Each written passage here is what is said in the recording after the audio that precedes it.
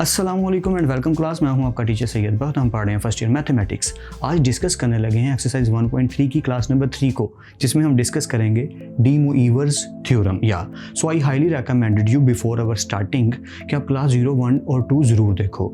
मैं कोशिश करता हूँ डिस्क्रिप्शन बॉक्स में भी ऐड कर दूँ लिंक, या ज़्यादातर मैं आपको यही रेफ़र करूँगा कि आप जब मेरे चैनल पर जाओ यूट्यूब पर, तो आप प्ले लिस्ट वाले पोर्शन में जाओ और वहाँ पर जो भी एक्सरसाइज आप स्टडी करने लगे हो ऑन द होल देखो, क्योंकि मैंने सबकी प्ले लिस्ट बना दी है सारी की सारी एक्सरसाइजेज की जितनी भी हम कवर कर रहे हैं on the whole of your trigonometry and from the algebra. I highly recommended you. और अभी भी मैं वही रिकमेंड करूंगा कि क्लास 0, 1 और 2 ज़रूर देखो, क्योंकि जो क्लासेस देख रहे हैं सीक्वेंस से वो ये जानते हैं कि हम सीक्वेंस में पढ़ रहे हैं। और पोलर फॉर्म रिसेंट क्लास में हमने पढ़ी है, तो जिसने पोलर फॉर्म नहीं पढ़ी उसको ये समझने में प्रॉब्लम होगी। So as I always said, mathematics is just like ladder, just like stairs के जो सीढ़ियाँ होती हैं उनके पायदान जो होते हैं, बिल्कुल वैसे ही मैथमेटिक्स। अगर एक पायदान मैं मिस कर दूंगा तो दूसरा प्रॉब्लम क्रिएट करेगा जब मुझे क्लाइंब करना होगा। So I highly appreciate it कि if you are going to watch all the playlist from the scratch to ending. बाकी आप पे डिपेंड करता है जैसे आपको ठीक लगे। अब हम डिस्कस करते हैं डी मोइवर्स थ्योरम। इसके लिए सबसे इंपॉर्टेंट चीज़ ये है कि आपको पोलर फॉर्म का पता होना ज़रूरी है। सो जैसे मैंने रेकमेंड किया, बाकी अप टू यू, जैसे आपको ठीक लगे। मैं अपना काम शुरू करता हूँ। ओके, सो बड़ी सिंपल सी चीज़ है डी मोइवर्स थ्योरम। है क्या कि अगर इस फॉर्म में कोई चीज़ लिखी है और ये फॉर्म हम जानते हैं, हमें ये देखी लग रही है, एक्चुअली ये जो फॉर्म है यही पोलर फॉर्म है, r cos theta plus r iota sine theta. अगर इस पे पावर आ जाए, यही डी मोइवर्स थ्योरम है कि अगर हमारी पोलर फॉर्म पे कोई पावर आ जाए। बात को ठीक से समझो। डी मोइवर्स थ्योरम एक्चुअली क्या है कि अगर आपकी पोलर फॉर्म जो है उस पर कोई पावर आ जाए, एक्सपोनेंट आ जाए, तो हम क्या करेंगे, इसका एक स्टेप और करना चाहो तो आप कर लो। मैं यहाँ पे कर देता हूँ कि पावर को अप्लाई करेंगे तो क्या करेंगे कि आर, इसके ऊपर पावर आ गई एन, कोस के ऊपर पावर नहीं आएगी, कोस के जो एंगल है उसके साथ एन आ जाएगा। बात को ठीक से समझना। Don't worry, we are going to discuss in depth in detail when we are discussing our example of today. But starting पे मैं यही कहना चाहूँगा कि आप इस तरीके से समझो कि आर के ऊपर पावर आ गई n. According to simple mathematics होना क्या चाहिए था कि कोस के ऊपर पावर आती है, यानी कोस की पावर एन थीटा, ऐसे ही होना चाहिए था। बट आपने याद रखना है डी मोइवर्स थ्योरम हमें क्या बताता है कि आपका आर तो पावर एन आएगा, ठीक है, लेकिन जो कोस और थीटा है वो थीटा के साथ आ जाएगी। मतलब कोस क्यूब नहीं होगा अगर 3 है पावर, अगर पावर 3 है तो कोस क्यूब नहीं होगा, कोस के थीटा के साथ आ जाएगा 3। बात को ठीक से समझ रहे हैं? यानी कि अगर यहाँ पावर 2 होती तो क्या होता, आर स्क्वायर कोस 2 थीटा। अगर यहाँ 9 होता तो हो जाता कोस 9 थीटा, यानी कि कोस क्यूब थीटा नहीं होगा, कोस 3 थीटा हो जाएगा। आई होप अब आपको समझ आ गई होगी मैं क्या कहना चाह रहा हूँ। तो एन को याद रखना है आपने, ये जो मैं पॉइंट आउट कर रहा हूँ। ओके, इसी तरह प्लस आ गया, आर पे भी पावर 3 आ गई, आयोटा साइन, और ये जो थीटा हमारा एंगल है इसके साथ भी 3 लिख दिया हमने। So this thing becomes this if we are going to open this. Exponent को हमने ओपन करेंगे तो इस फॉर्म में आ जाएगा। ये मैं एरो खत्म कर दूं ताकि सिंपल रहे। अब इस चीज़ को अगर हम देखें, सॉरी मैंने 3 डाल दिया यार, माइंड में ये ना एग्जाम्पल की वजह से 3 चल रहा है, यहाँ एन आएगा। या गलती पकड़ ली होगी काफ़ी लोगों ने, जीनियस हो तुम लोग। ओके, फिर से रिपीट कर देता हूँ मैं, ठीक है, मेरे जैसे थोड़े जो नालायक से स्टूडेंट हैं उनके लिए। देखो, r cos theta plus r iota sine theta, अगर इसकी कोई भी पावर है, कोई भी, something, anything, whatever it will be, उसको जब हम अप्लाई करेंगे तो आर के ऊपर तो एन आएगा, यहाँ पे भी और यहाँ पे भी। बट हमारा जो एंगल है, यानी कि कोस थीटा या साइन थीटा, ट्रिग्नोमेट्रिक वैल्यू वाला एंगल थीटा, उसके साथ आएगा, उसके ऊपर पावर नहीं आएगी। बस यही सादी सी बात है, ठीक है। यानी कि कोस अगर एन है तो कोस एन थीटा, साइन थीटा है तो साइन एन थीटा, ठीक है। तो इस चीज़ को मैंने किस फॉर्म में लिख दिया, इस फॉर्म में लिख दिया कि सिंपल वे में मैं क्या करूँगा, आर को कॉमन ले लिया तो आर के ऊपर भी पावर एन आ गई, और इनसाइड क्या हुआ कि कोस एन थीटा प्लस आर तो खत्म हो चुका, iota sine N theta.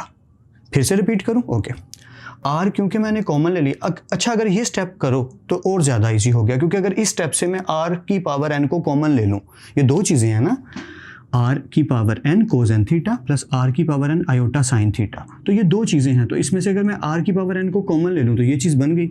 But मैं चाहूँगा, मैं रेकमेंड करूँगा कि कोशिश किया करो, अब ये स्टेप आपको समझ आना चाहिए डायरेक्ट, इतने जीनियस अब आपको होना चाहिए। Now you are in first year mathematics यार, okay, so come on be it.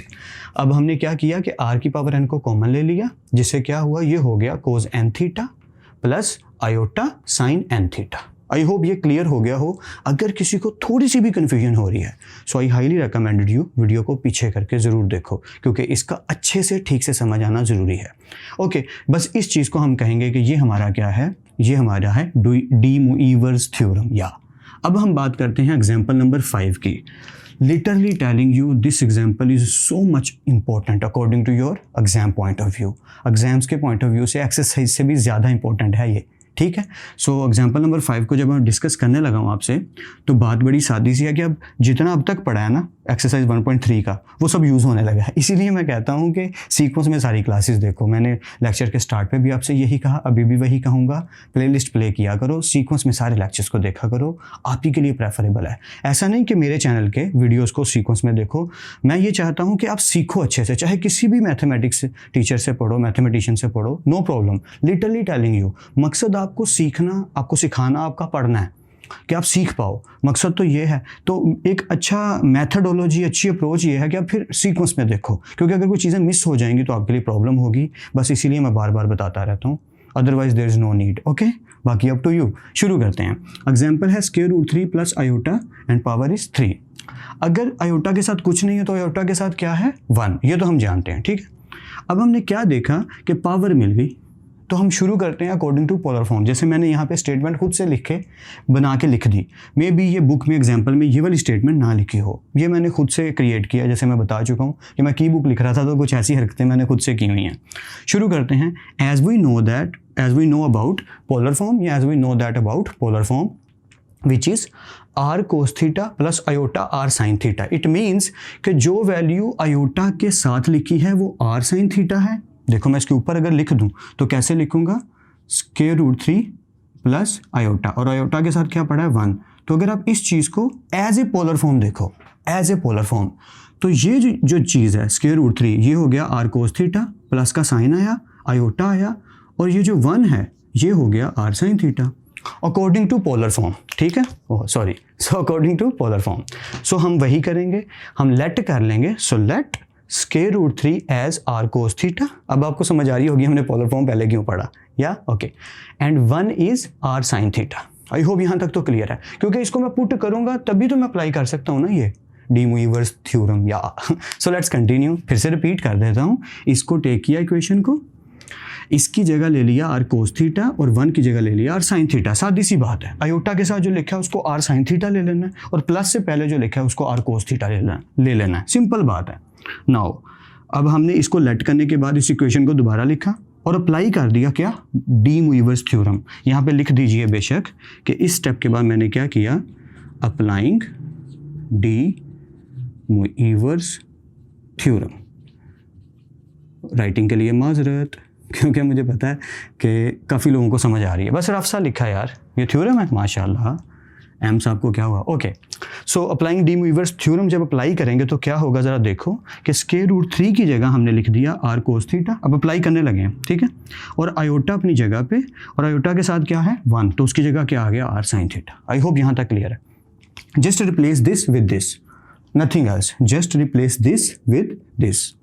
I hope ये तो क्लियर है कि हमने इसको किस फॉर्म में लिख लिया, पोलर फॉर्म में लिख लिया। अब पोलर फॉर्म की पावर क्योंकि n है, सीखा है ना हमने, तो जैसे ही पोलर फॉर्म की पावर 3 आई तो हम अप्लाई कर देंगे क्या, r की पावर 3, अंदर जाते हैं cos, यहाँ थीटा के साथ पावर आ जाएगी 3 थीटा प्लस आयोटा, r बाहर जा चुका है, और साइन 3 थीटा। अगर किसी को कन्फ्यूजन हो रही है कि यार ये समझ नहीं आ रहा, नो प्रॉब्लम, आप ये वाला स्टेप कर लो। इसके साथ भी क्या करो, लिखो r की पावर 3 cos, और थीटा के साथ इस वैल्यू को लिखो, यानी cos 3 theta plus iota r की पावर 3 साइन 3 थीटा, और फिर r की पावर 3 को कॉमन ले लो। आई होप आपको समझ आ रही होगी मैं क्या बोल रहा हूँ।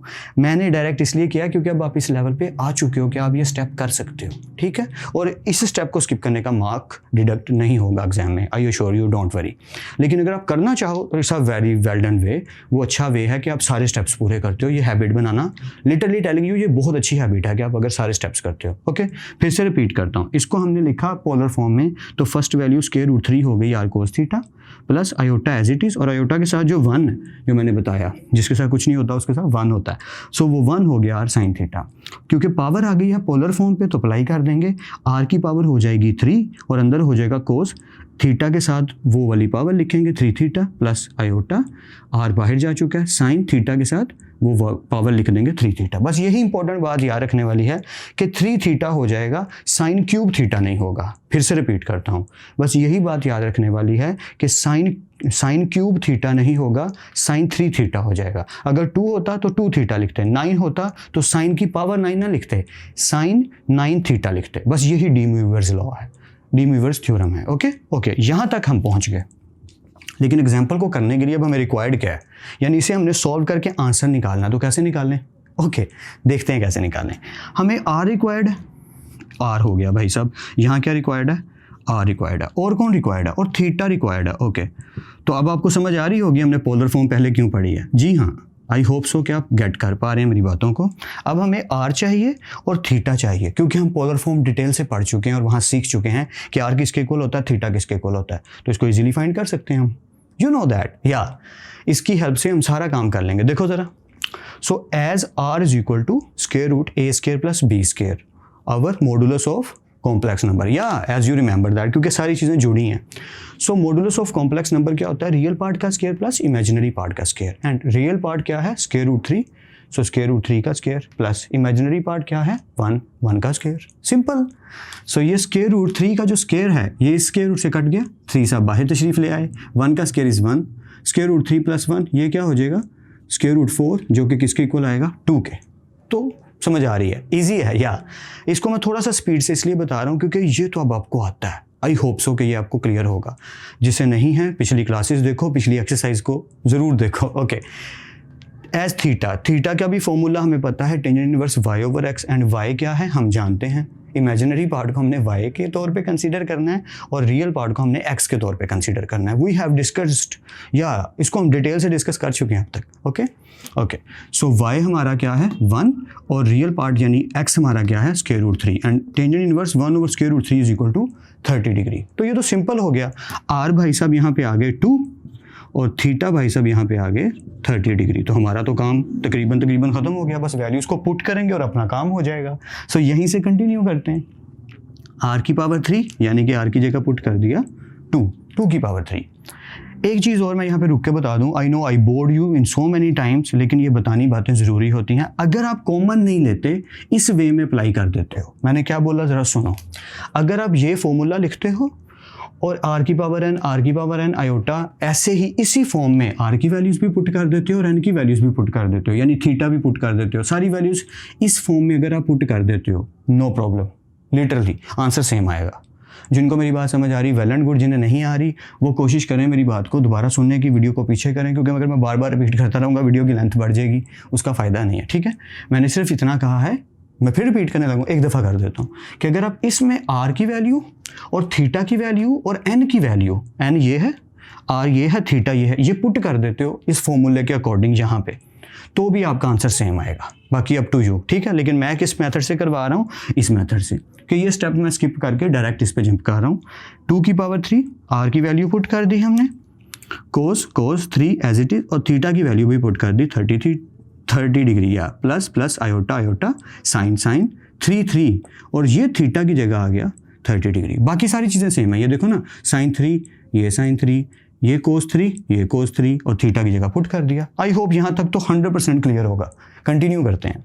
सो 2 की power 3 becomes 2 cube is equal to 8, cos 30 को 3 से मल्टीप्लाई करें 90 डिग्री, प्लस का sine as it is, iota का sine as it is, sine 30 को 3 से करेंगे तो 90 डिग्री। आई होप यहाँ तक क्लियर है। अब आगे क्या करेंगे? 8 एज इट इज़ आएगा, cos 90 डिग्री होता है 0, तो इसकी जगह हमने लिख दिया 0, ये वाला प्लस ये आया, आयोटा ये आया, और साइन 90 डिग्री जो है वो आ गया 1। आई होप यहाँ तक तो क्लियर है। तो हमने क्या देखा कि आयोटा 1 द आयोटा, ठीक है, 8 अंदर मल्टीप्लाई हो रहा है, 8 0 का 0 plus plus 8 1 the 8, so 8 iota is your final answer. That is your final answer. Your real part is 0 and your imaginary part is 8. That is your final answer. अच्छा, एक चीज़ और बता देता हूँ, मैं भी किसी स्टूडेंट के माइंड में ये चीज़ आई हो, क्योंकि जब मैं स्टूडेंट था तो ऐसी अजीब चीज़ें मेरे माइंड में आ जाती थी, तो मैंने सोचा आपको थोड़ा सा बता दूँ। जब हमने फॉर्मूला अप्लाई किया तो आई के ऊपर पावर क्यों नहीं आ रही, आई पे पावर 3 क्यों नहीं ले रहे? हालांकि ये बात ना बुक में डिस्कस हुई है, ना ही कोई और टीचर डिस्कस करता है, इंक्लूडिंग मी आल्सो। मैं भी बहुत कम डिस्कस करता हूँ क्योंकि बड़ा सादा सा आंसर है। आई सिर्फ ये शो कर रहा है, आई सिर्फ ये शो कर रहा है कि ये इमेजिनरी पार्ट है। आई असल में यहाँ पे कोई वैल्यू नहीं है, ये सिर्फ एक चीज़ शो कर रहा है क्या, कि ये रियल पार्ट है और ये इमेजिनरी पार्ट है।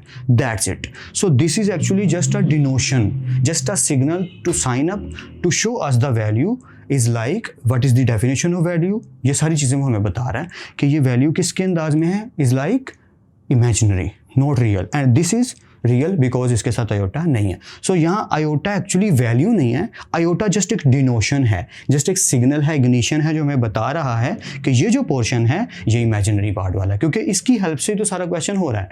सो आई होप कि मैं आपकी हेल्प कर पा रहा हूँ इन चीज़ों को समझने में, एंड आई होप कि आप भी लर्न कर पा रहे हैं मुझसे। मैं बोर कर देता हूँ sometime, I know, so sorry for that, लेकिन इतना स्लो समटाइम हो जाना, समटाइम थोड़ा सा स्पीड में बताना, ये सारी टैक्टिक्स यूज़ करना ज़रूरी हैं ताकि सारों का भला हो सके।